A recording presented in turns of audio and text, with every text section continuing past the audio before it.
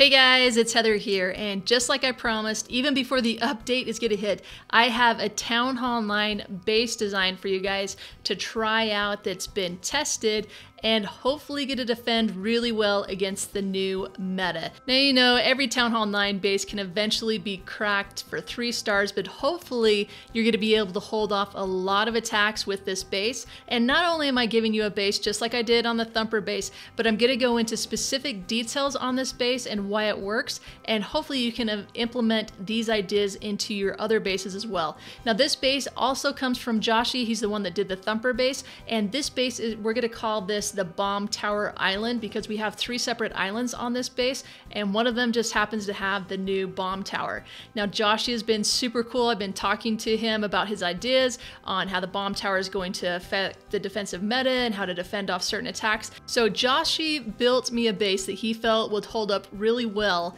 and then I built it on the developer build. And then Clash Attacks with Joe, I'll definitely link to him down in the description below. You guys need to go check out his channel and go tell him thank you very much if you use this base, because Joe spent 2.5 hours trying to crack this base and break it and trying a ton of different attacks against it just for you guys. I'm going to be showing those attacks in the background, and when he was able to crack it with one type of attack, we would make adjustments to it. I would talk to Joshy about the adjustments, we'd adjust it. So there's been a lot of work that's gone into this base just to get you something that's ready to use right out of the gate. So you can get your base changed up now, so it's not going to be so easy for somebody to come in and just mass hog you. So right off the bat, as you look at this base, you can see in the center of the base there are 3 islands, and in some of these replays you might see where we had the bomb tower on its own island up in the north, and we moved an air defense into that island with it just to make sure it defended better against Go La Loon and other air attacks, and that held it off pretty well. So in addition to that, both the expos are in their own island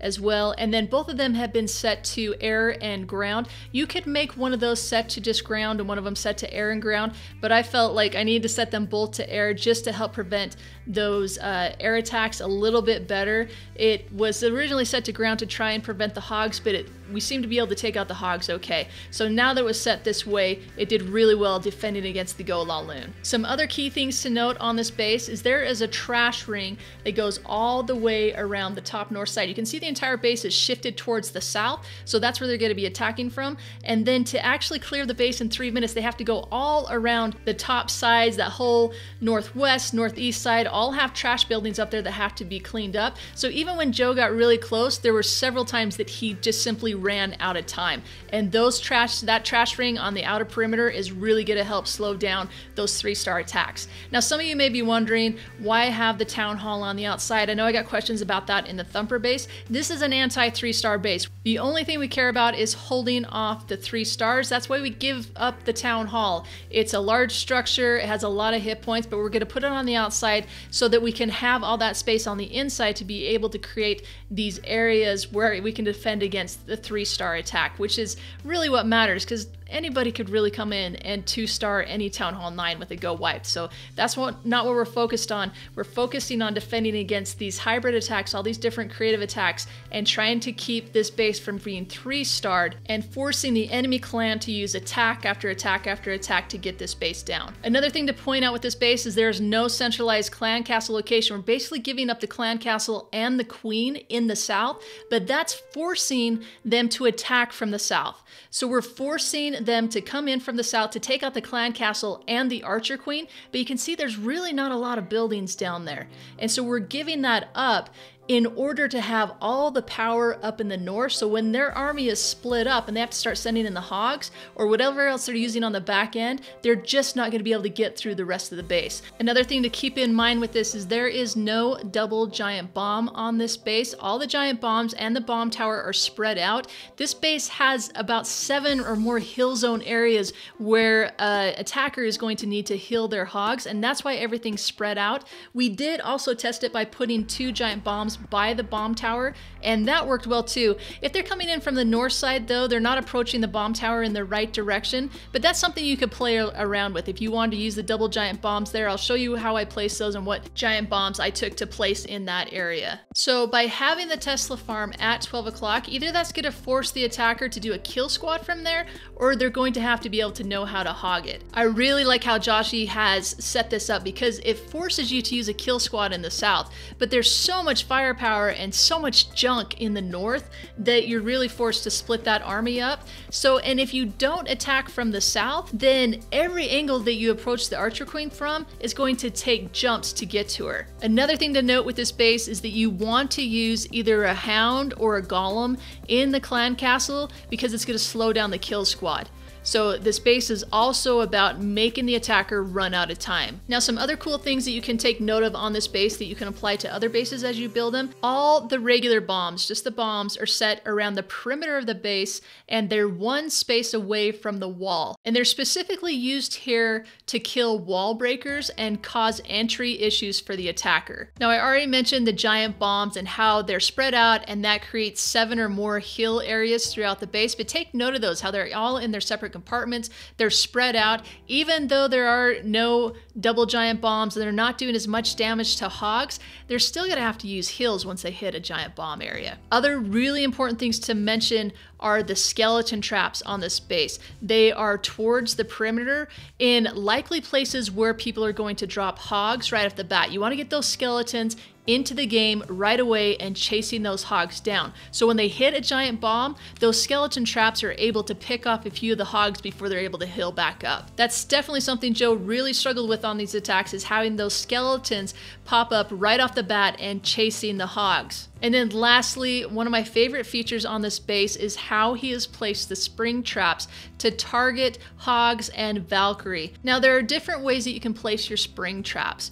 Best types of springs are going to be the angled springs, a spring that can flip a maximum of 3 hogs, and as a builder, you always want to maximize on your returns. I'm going to show you an example here of 3 different types of spring placement. The bottom spring is the best angle of spring. It's the perfect 3-hog spring. You can always have your springs like this. The number 2 is your average 1 to 2 hog spring. It's okay, but nothing amazing, fairly standard. However, due to the way that other units move, like the Valkyrie and the bowlers, you have a higher chance of throwing the Valk and the bowlers with this type of placement than you would with the hogs. And finally, the top example is a happy medium between the first 2 springs. It's the most commonly used one to throw 2 hogs, and it has a decent chance of throwing those other troops too. Now, this is a Valk spring trap area. Valks will go in between the buildings, so springs work best when you use the middle example for this compartment.